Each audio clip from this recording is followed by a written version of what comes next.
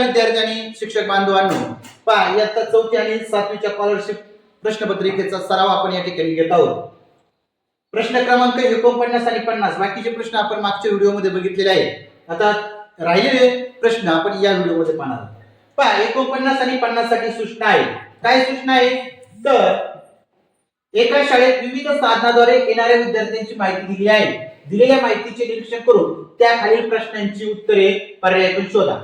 पहा आता साधन दिले आणि विद्यार्थी संख्या दिली आणि प्रमाण दिलेले आहे. रिक्षामधून विद्यार्थी येतात एवढे. पहा प्रमाण आहे एक चित्र बरोबर 5 विद्यार्थी. स्कूटर मधून, सायकल मधून आणि बस मधून. पहा आता पहिला प्रश्न आपल्याला काय विचारलाय 49वा, शाळेत येणाऱ्या सर्व विद्यार्थ्यांची एकूण संख्या किती आहे? बघा मग आपल्याला काय करावं लागेल, या ठिकाणी विद्यार्थी संख्या लिहावी लागेल. मग रिक्षाने येणारी विद्यार्थी संख्या किती आहे? एक चित्र म्हणजे 5 विद्यार्थी, तर म्हणजे 4 चित्र आहेत तर 5 चौक 20 विद्यार्थी असतात. स्कूटर मधून किती येणार? 5 त्रिक 15. सायकल मधून 10 सायकल वरून, आणि बस मधून 1 2 3 4 5 6 पंचे 30. बरोबर, यांची बेरीज करावी लागेल आपल्याला. पहा 0 5 5 आणि 3 4 5 6 7 75 विद्यार्थी. किती? 75 विद्यार्थी. म्हणजे पहिल्या प्रश्नाचं उत्तर काय असणार आहे? आपल्या शाळेत येणाऱ्या सर्व विद्यार्थ्यांची एकूण संख्या किती? तर 75. किती? 75. पर्याय क्रमांक 1. त्यानंतर 50वा प्रश्न आहे, बसने शाळेत येणाऱ्या विद्यार्थ्यांची संख्या रिक्षाने येणाऱ्या विद्यार्थ्यांपेक्षा कितीने कमी अथवा जास्त आहे? पहा आता बसने येणारे किती आहेत? 30 आहेत. बसने येणारे किती विद्यार्थी? तर 30. आणि रिक्षाने येणारे विद्यार्थी संख्या किती आहे? तर रिक्षाने 20. पहा कितीने कमी जास्त आहे? कितीने जास्त आहे बसने येणारे विद्यार्थी? तर पहा या ठिकाणी 10ने. कितीने? 10ने जास्त. म्हणजे पर्याय क्रमांक 1 हे आपलं 50व्या प्रश्नाचं अचूक उत्तर असणार आहे. बरोबर, लक्षात आले सर्वांच्या? ओके, चलायचं पुढं. पहा 51वा प्रश्न आहे. काय 51वा प्रश्न? तर पहा 51वा प्रश्न आहे 1435 या संख्येला 10ने पूर्ण भाग जाण्यासाठी त्या संख्येत लहानात लहान कोणता अंक मिळवावा लागेल? पहा आता 10ने पूर्ण भाग जायचा असेल तर संख्येच्या शेवटी 0 येणं गरजेचं आहे. बरोबर, मग 0 यायचं असेल तर 1435 मध्ये किती मिळवावे लागतील? 6 मिळवावे लागतील, 9 मिळवावे लागतील, का 5 मिळवावे लागतील, का 7 मिळवावे लागतील? तर पहा 1435 मध्ये आपण 5 मिळवलं की एकच स्थानी काय येणार आहे? 0 येणार आहे. पहा बरोबर, 1440 होणार आहे. म्हणजेच या ठिकाणी 5 हा लहानात लहान अंक मिळवावा लागेल. म्हणजेच आपलं उत्तर आहे पर्याय क्रमांक 3. त्यानंतर 52वा प्रश्न पहा, 11/7 20/7 7/7 13/7 या अपूर्णांकातील सर्वात मोठ्या व सर्वात लहान अपूर्णांकातील फरक. पहा या ठिकाणी छेद समान आहे. छेद समान आहे म्हणजे आपल्याला काय करायचं? ज्याचा अंश मोठा तो अपूर्णांक मोठा. मग याच्यामध्ये कोणता मोठा अंश दिसतोय? 11 20 7 13. तर कोणता? 20/7 हा सगळ्यात मोठा अपूर्णांक. बरोबर, आणि सर्वात लहान अपूर्णांक कोणता? तर अंश सगळ्यात लहान कोणाचा आहे? 7/7. वजा 7/7 याच्यातला फरक विचारला. मग छेद समान आहे म्हणून छेद जसा तसा आपण लिहितो 20 वजा 7. 20 मधून 7 गेले किती? 13. 13/7 आपलं उत्तर आलं. किती? 13/7 म्हणजे पर्याय क्रमांक 2 हे त्याचं अचूक उत्तर आहे. ओके, पहा समजलंय? त्यानंतर आपल्याला पुढचा प्रश्न बघायचा आहे. पहा पुढचा प्रश्न काय आहे? तर 375 गुणिले 24. ओके, 375 गुणिले 24. 375 गुणिले 24 हा प्रश्न आपल्याला या ठिकाणी बघायचा. तर पहा हा गुणाकार तुम्हाला करायचा आहे. 375 गुणिले 24 तुम्ही करू शकता. पहा 375 गुणिले 24. पहा 24 चा पाढा जर पाठ नसेल, पाढा पाठ असेल तर तुम्ही डायरेक्ट करू शकता. पण पाढा पाठ नसेल तर तुम्ही पहिले 4 ने गुणू शकता. 4 पंचे 20 0 हातच्याले 2. 4 7 28 आणि 2 3 0 हातच्याले 3. 4 3 12 13 14 15. आता 2 ने गुणा 0 2 पंचे 10 0 हातचाला 1. 7 दुणे 14 1 15 5 हातचाला 1. बेत्रिक 6 आणि 7 0 0 5 5 10 1 7 1 8 1 9 9000 उत्तर आलं. किती आलं? 9000 आहे का? 9000 आहे का उत्तर? 375 गुणिले 24 बरोबर 9000. पर्याय क्रमांक 2. आता बघा 54वा प्रश्न काय विचारलाय?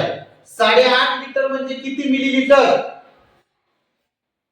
हे लिटर मिलीलिटर आपल्याला माहित पाहिजे की 1 लिटर बरोबर किती मिलीलिटर? 1 लिटर म्हणजे किती? 1 लिटर बरोबर 1000 मिलीलिटर. 1000 मिलीलिटर बरोबर, 1000 मिलीलिटर. मग आपल्याला काय विचारलंय? 8.5. 8 म्हणजे किती झालं? 8 लिटर म्हणजे 8000 मिली आणि 8.5 म्हणलं 1000 मिलीचा अर्धा भाग किती होतो? 500 होतो. मग 8500 होईल. किती होईल? 8500. 8.5 लिटर म्हणजे किती? 8500 मिलीलिटर. किती? 8500 मिलीलिटर. ओके, समजलं? आगे बोलो. पहा पुढचा प्रश्न. 55वा प्रश्न काय विचारण्यात आलेला आहे आपल्याला बघा. 55वा प्रश्न सर्वांनी व्यवस्थित बघा. सोबतच्या आकृतीची परिमिती. पहा आकृती कशाची आहे? आयताची आकृती. बरोबर, आयताच्या आकृतीचे लांबी आणि रुंदी दिली आपल्याला. लांबी आणि रुंदी दिली, त्याची परिमिती. आकृतीची परिमिती म्हणजे आकृतीच्या सर्व बाजूंच्या लांबींची बेरीज. एक लक्ष द्या आदेश. आकृतीची परिमिती कशाला म्हणायचं? तर तन्वी, आकृतीची परिमिती कशाला म्हणायचं? आकृतीच्या सर्व बाजूंच्या लांबींची बेरीज. मग इथं ही 10 सेमी आहे. आयताच्या समोरासमोरील बाजू कशा असतात? सारख्या लांबीच्या, म्हणून ही 10 झाली. ही 8 आहे म्हणून ही 8 झाली. याची बेरीज करायची. 10 10 20, 20 आणि 8 28, 28 आणि 8 36 म्हणजे 36 सेमी. ही झाली आकृतीची परिमिती 36 सेमी. पर्याय क्रमांक 1. त्यानंतर 56वा प्रश्न. सोबतच्या वर्तुळाची त्रिज्या कोणती? पहा हा प्रश्न मी तुम्हाला भरपूर वेळा सांगितलाय की वर्तुळावरती 100% आपल्याला प्रश्न असतो. मग सोबतच्या वर्तुळाची त्रिज्या विचारली, तुम्हाला मी त्रिज्या, जीवा, व्यास हे सर्व सांगितलंय. पहा या ठिकाणी वर्तुळ केंद्र असलेले एक वर्तुळ आहे. या वर्तुळावर ब, स, र, ख, क, य, म हे काय आहेत? बिंदू आहेत. थोडक्यात वर्तुळावरील काय आहे? बिंदू. इथं कोणकोणते? पहा ब, स, र, ख, क, य आणि म आणि हे वर्तुळ केंद्र आहे. बरोबर. मग आपण मागच्या वेळेसच व्याख्या बघितल्या. काय व्याख्या बघितल्या? तर वर्तुळ केंद्र आणि वर्तुळावरील दोन बिंदू यांना जोडणारा रेषाखंड य आहे. याला आपण काय म्हणतो रे? काय म्हणतो? व्यास असं म्हणतो. काय म्हणतो? व्यास असं म्हणतो. म्हणजे वर्तुळ केंद्र आणि वर्तुळावरील दोन बिंदू यांना जोडणारा रेषाखंड व्यास म्हणजे य काय झाला? व्यास झाला. बरोबर. मग आता बघा आपल्याला त्रिज्या विचारली बरं का, परंतु मी तुम्हाला सगळं स्पष्टीकरण सांगतोय. म्हणजे याच्यावर तुम्हाला व्यास विचारला तरी सांगता येईल, जीवा विचारला तरी सांगता येईल आणि त्रिज्या विचारली तरी सांगता येईल. आता जीवा कशाला म्हणायचं? वर्तुळावरील कोणतेही दोन बिंदू यांना जोडणारा रेषाखंड म्हणजे जीवा. म्हणजे जीवा. ही काय आहे? जीवा. काय आहे? जीवा. क ख ही जीवा आहे. आणखी एक जीवा आहे मस. जीवा मस. वर्तुळावरील कोणतेही दोन बिंदू यांना जोडणारा रेषाखंड म्हणजे जीवा. त्रिज्या कशाला म्हणायचं? तर वर्तुळ केंद्र आणि वर्तुळावरील एक बिंदू यांना जोडणारा रेषाखंड म्हणजे ही झाली त्रिज्या. ही झाली त्रिज्या. कोणती झाली त्रिज्या? अ ब. अ ब आहे का पर्याय? पर्याय क्रमांक 2 आहे अ ब. आपल्याला विचारली होती त्रिज्या आणि आपली त्रिज्या निघाली अ ब. ही काय आहे? आपली त्रिज्या आहे. म्हणून 56व्या प्रश्नाचं उत्तर होतं पर्याय क्रमांक 2. आता पुढे काय विचारलंय बघा. पुढे बघा सुंदर प्रश्न विचारण्यात आलाय. एका वर्षी स्वातंत्र्य दिन बुधवारी आला. एका वर्षी स्वातंत्र्य दिन कधी आला? बुधवारी आला असेल तर त्याच वर्षी बालदिन कोणत्या वारी येईल? खूप सोपा प्रश्न आहे. फक्त आपल्या लक्षात असायला पाहिजे, बरोबर नाही? मग आपण म्हणा स्वातंत्र्य दिन 15 ऑगस्टला, बाल दिन 14 नोव्हेंबरला, मग आपण ऑगस्ट ते लिहायचं आणि मग वार काढायचा, असं करायचं नाही. काय करायचं लक्षात ठेवा, स्वादी शिदी आणि बादी, पहा स्वादी बादी शिदी लक्षात ठेवा. काय काय लक्षात ठेवायचं, स्वादी बादी आणि शिदी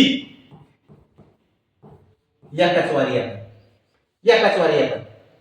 त्या वर्षामध्ये बाल दिन असेल, स्वातंत्र्य दिन असेल, शिक्षक दिन असेल, त्याचबरोबर लोकमान्य टिळक पुण्यतिथी असेल, हे सर्व एकाच वारी येतात. म्हणून पहा स्वातंत्र्य दिन बुधवारी आलाय, मग बाल दिन देखील कधी येणार आहे, बुधवारी येणार आहे. लक्षात ठेवा, एकदम सोपं आहे. काय स्वादी बादी शिदी आणि लोकमान्य टिळक पुण्यतिथी. पहा स्वातंत्र्य दिन कधी 15 ऑगस्ट, बाल दिन 14 नोव्हेंबर, शिक्षक दिन 5 सप्टेंबर आणि लोकमान्य टिळक पुण्यतिथी 1 ऑगस्ट. ओके, हे जे वार आहेत, हे जे दिन आहेत, हे दिन एकाच वारी येतात. एवढं लक्षात ठेवलं, प्रश्न तुमचा चुकणार नाही. 58वा प्रश्न बघूया आता पुढचा. पहा 20 रुपयाच्या नोटाच्या पुडक्या अनुक्रमांक 95,622 पासून क्रमांक 95,678 पर्यंत क्रमांक असणाऱ्या नोटा आहेत, तर पुडक्यातील एकूण रक्कम किती? बरोबर. आता पुडक्यातली रक्कम आपल्याला विचारली, आपण बघूया. पहा एकदम व्यवस्थित सोडून घेऊया, लक्ष द्या फक्त. तुम्ही लक्ष दिलं तर तुमच्या काय होणार आहे ते समजणार आहे आणि तुम्हाला परीक्षेमध्ये त्याचं काय करता येणार आहे, व्यवस्थित तुम्हाला चांगले मार्क मिळणार आहेत. कधी ज्यावेळेस तुम्ही व्यवस्थित जर लक्ष दिलं सोडवताना, तर तुमच्या काय होणार आहे, मार्क चांगले मिळणार आहेत. त्याच्यामुळे सर्वांनी व्यवस्थित लक्ष द्या. पहा 20 रुपयाच्या नोटाच्या पुडक्यात अनुक्रमांक 95,622 पासून क्रमांक 95,678 पर्यंत क्रमांक असणाऱ्या नोटा आहेत. आता आपल्याला ह्या नोटा शोधायच्या म्हटलं खूप अवघड वाटतंय, बरोबर नाही? पण तू सोपं करून सांगतो मी तुम्हाला. बघा सोपं करून कसं सांगतो. आता बघा 22 पासून काय करायचं, 22 ते 30, बरोबर. 31 ते 40, त्यानंतर 41 ते 50, 51 ते 60, 61 ते 70 आणि 71 ते 18, बरोबर. पहा हा 22 क्रमांक आहे शेवटचा, हा 78 क्रमांक आहे शेवटचा. मग मी काय केलं, 22 ते 30 हे मांडलं. आता 31 40 हे आता बघा 22 ते 30 किती नोटा आहेत बघा बरं का. 22 23 24 25 26 27 28 29 30 किती नोटा होतात, 9 नोटा होतात. 9 नोटा इथे. आता या 31 ते 40 10 आहेत, ह्या 10 आहेत, ह्या 10 आहेत, ह्या 10 आहेत. आता 71 ते 78 8 नोटा, बरोबर नाही? मिळून किती नोटा झाल्या, 10 20 30 40, 40 आणि 8 48, 48 आणि 9 48 49 50 51 52 53 54 55 56 57 किती नोटा झाल्या, 57 नोटा. मग 57 20 रुपयाच्या नोटा येतात. किती काय, 20 रुपयाच्या. मग 20 म्हणजे 57 गुणिले काय करायचं, 20 करायचं. पहा 57 नोटा येतात गुणिले किती करा, 20, बरोबर. 20 7 140. पहा 20 चा पट नसेल तर काय करा, शून्याने गुणा. 0 0 परत 0 घेतला. 20 7 14 4 हा चालेल. 5 10 आणि 11. पहा 0 4 1140 किती आलं, 1140. पुढे 1140 पर्याय क्रमांक 1140. किती सोपं आहे नाही सोपं. चला पुढचा प्रश्न काय आहे. पुढचा प्रश्न तर पहा एका बादलीत 500 मिली दूध मावते, तर 5 लिटर दूध भरण्यासाठी किती बादल्या लागतील. एका बादलीत 500 मिली दूध मावते, तर 5 लिटर दूध भरण्यासाठी किती बादल्या लागतील. आता 500 मिली म्हणजे अर्धा लिटर, बरोबर नाही. 500 मिली म्हणजे अर्धा लिटर आणि 1 लिटर म्हणजे 1000 मिली, बरोबर. आता काय 5 लिटर दूध भरायचे, 5 लिटर. मग त्या ठिकाणी आपल्याला किती बादल्या लागणार आहेत, 10 बादल्या लागणार आहेत. कारण की एका बादलीत किती, एका बादलीत 500 मिली दूध मावते, बरोबर. 500 मिली दूध मावते, तर 5 लिटर दूध भरण्यासाठी 5 दुप्पट बादल्या लागतील, कारण की 5 लिटर 500 मिलीच्या किती लागतील? 10 बादल्या लागतील. बघा बरं कसं येते, 10 लागतील का? 500 मिली दूध मावतं एका बाटलीमध्ये, 500 मिली, बरोबर.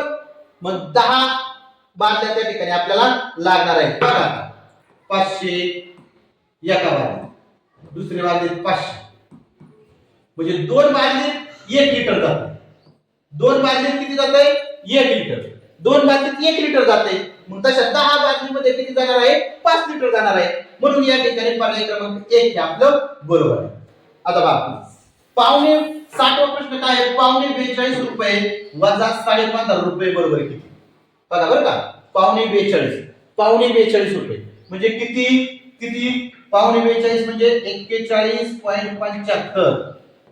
पहा 41.75 म्हणजे पावणे 42 रुपये आणि 15.5 रुपये म्हणजे 15 रुपये 50 पैसे.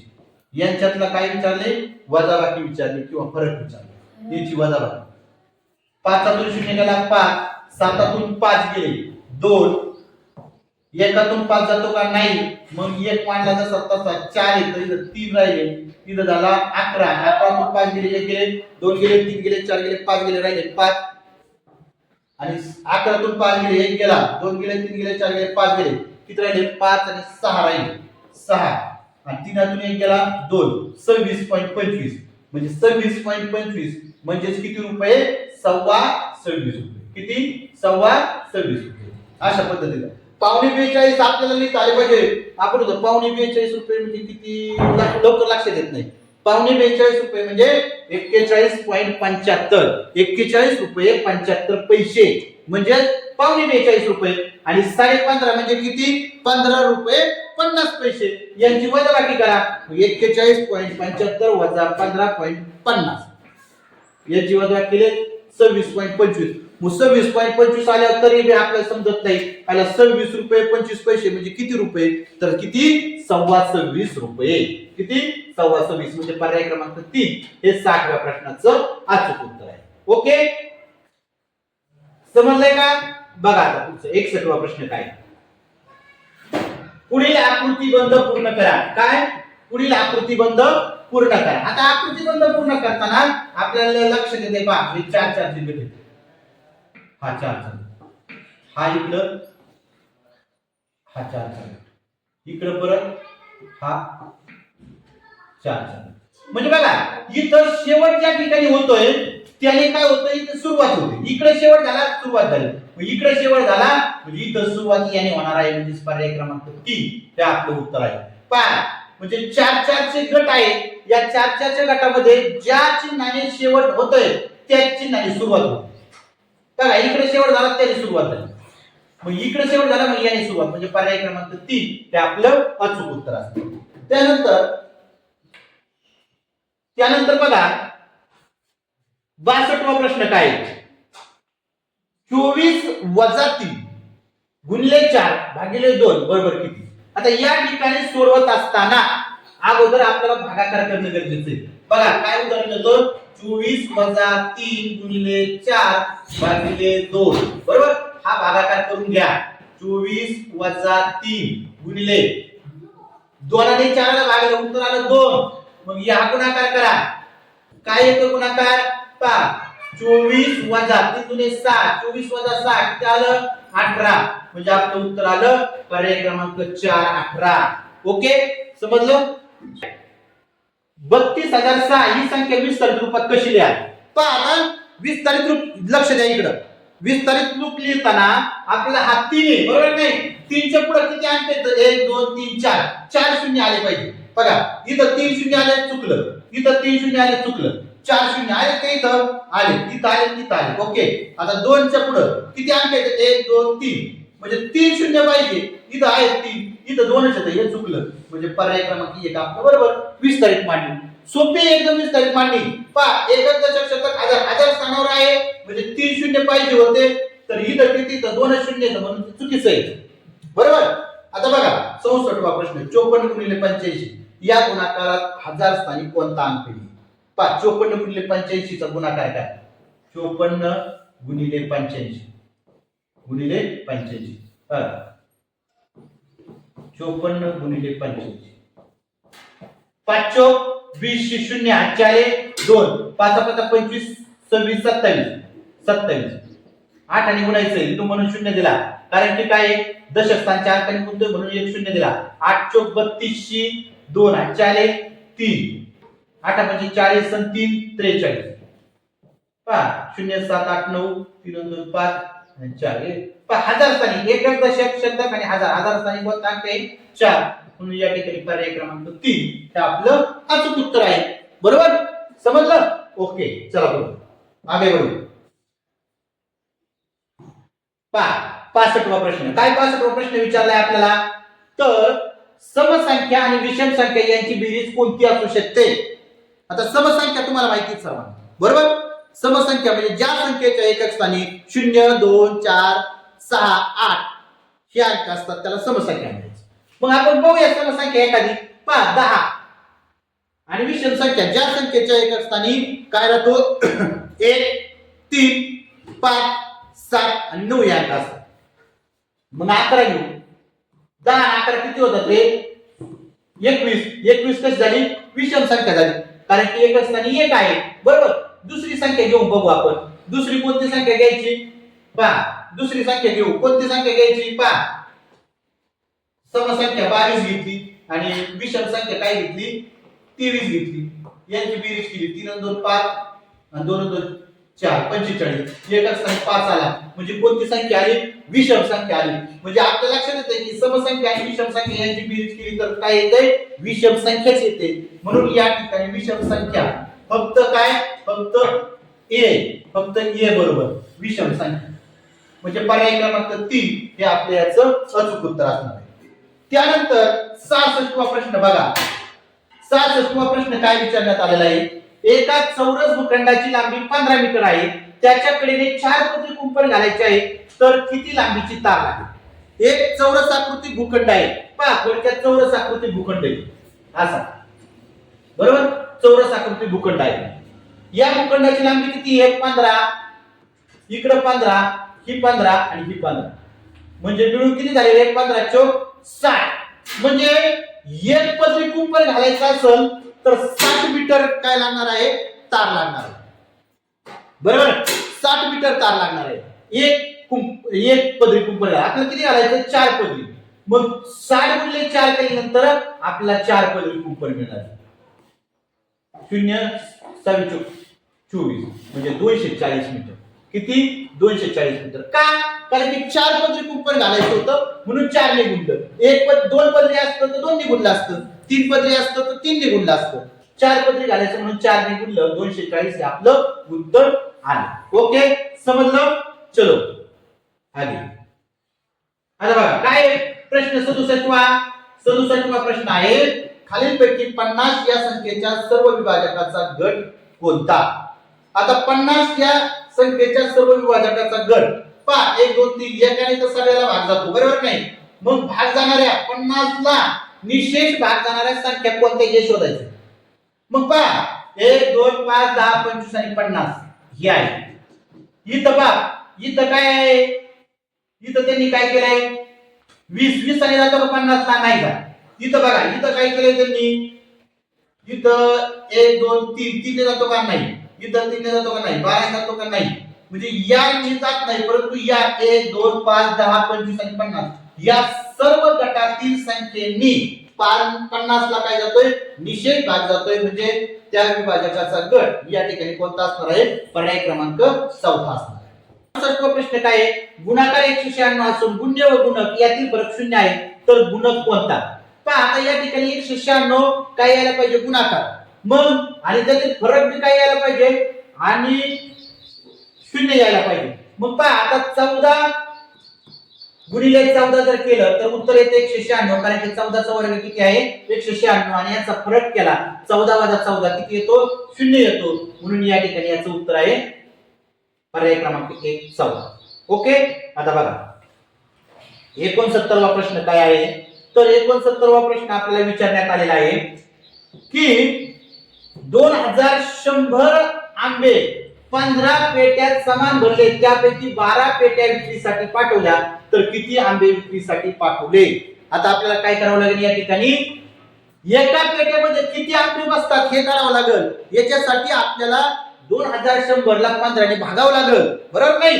पहा आपण भागूया, आपण काय करूया, भागूया. मग आपल्याला एका पेटीतले आंबे भेटतील. पहा 2100 भागिले 15. आता 15 ने भाग द्यायचा आहे. 15 एक 15, 15 दुने 30, दुने 30 पुढे जात आहे. 15 एक 15 म्हणजे 21 मधून 15 गेले, 21 मधून 15 गेले, किती राहिले? 6. वरून घेतला 0 झाले 60. 15 चौक 60. ओके, 0 0 वरून घेतला 0. 15 0 0. किती उत्तर आलं? 140. म्हणजे एका पेटीमध्ये 140 काय बसतायत? आंबे बसतायत. 140 आंबे बसतायत. मग आपल्या 12 पेटी विक्रीसाठी पाठवल्या. म्हणजे किती आंबे विक्रीसाठी पाठवले? मग 140 गुणिले काय करावं लागेल? 12. पहा 140 गुणिले 12. आता 12चा पाढा आपल्याला येतो 12 0 0 12 चौक 48 8 8 4 12 1 12 12 4 16. 1680 आंबे विक्रीसाठी पाठवले. किती? 1680 आंबे विक्रीसाठी पाठवले.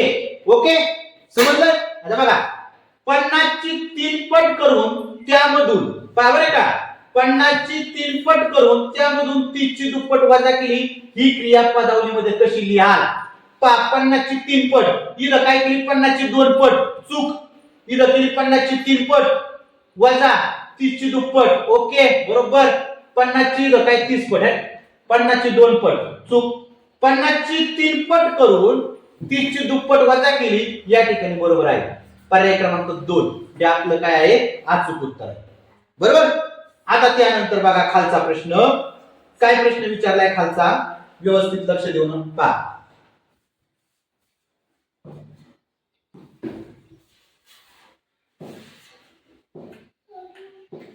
पहा काय प्रश्न विचारलाय, खालीलपैकी कोणत्या पदावलीचे उत्तर बरोबर आहे? पहा बरं का, आता आपल्याला काय करावं लागेल, अगोदर ही पदावली सोडवावं लागेल. ही जर सोडवली, बघा 3 दुने 7 2 2 येईल इथं, 2 गुणिले 5 5 दुने 10 10 वजा 4 10 वजा 4 किती येणार आहे? 6. हे चुकीचं, हे चूक. आता बघा इथं आधी भागाकार करायला लागेल, इथं 3 येईल, बरोबर नाही? 3 आल्यानंतर 60 वजा 3 किती होणार आहे? 60 वजा 3 60 वजा 3 किती होईल? 57 होईल. इथं 67 आले, चूक, बरोबर. आता इथं बघा, इथं आले 15 सक 15 सक किती रे? 15 सक 90, बरोबर. म्हणजे येईल का? हे देखील येणार. इकडे हेच येईल. पहा आता 5 चौक 20 20 अधिक 20 किती झाले? 20 अधिक 20 40, बरोबर. 20 अधिक 20 40 40 वजा 3 किती झाले? 37. म्हणजे आपलं हे उत्तर बरोबर आहे. पर्याय क्रमांक 4. पहा 5 चौक 20, पहा 20 20 अधिक 20 40 वजा 3 20 अधिक 20 40 40 वजा 3 37. Okay, correct. पहा त्यानंतर 72 वा प्रश्न काय? मोहितने एक सायकल, पहा मोहितने एक सायकल 6000 रुपयाला घेतली आणि 7500 रुपयाला विकली, तर त्याला किती नफा झाला? पहा विक्री किंमत ही खरेदी किमतीपेक्षा जास्त आहे म्हणून नफा झाला. 6000 रुपयाला खरेदी केली, 7500 रुपयाला विकली. मग पहा नफा बरोबर काय आहे? नफा बरोबर विक्री वजा खरेदी, विक्री वजा खरेदी. नफा बरोबर विक्री वजा खरेदी. विक्री कितीला आहे? 7500 वजा खरेदी कितीला आहे? 6000. 6000 मधून 7500 गेले, किती? 1500 रुपये काय झाला? नफा झाला. किती रुपये नफा झाला? 1500. 1500 ओके, समजलं? आता पहा पुढचा प्रश्न काय? कोणत्या आकृतीच्या समोरासमोरील बाजू समान मापाच्या असतात? पहा समान मापाच्या कोणत्या आकृतीच्या समोरील बाजू असतात? तर काय आहे? आयताच्या ज्या बाजू असतात, समोरासमोरील बाजू त्या कशा असतात? समान लांबीच्या असतात. चौरस कसा असतो? त्याच्या चारही बाजू समान लांबीच्या असतात, बरोबर. षटकोनाचे असतात का नसतात, त्रिकोणाचे असतात का नसतात, तर विषमभुजात त्रिकोणाचे असतात का नसतात, तर आयताच्या समोरासमोरील बाजू कशा असतात, समान लांबीच्या असतात.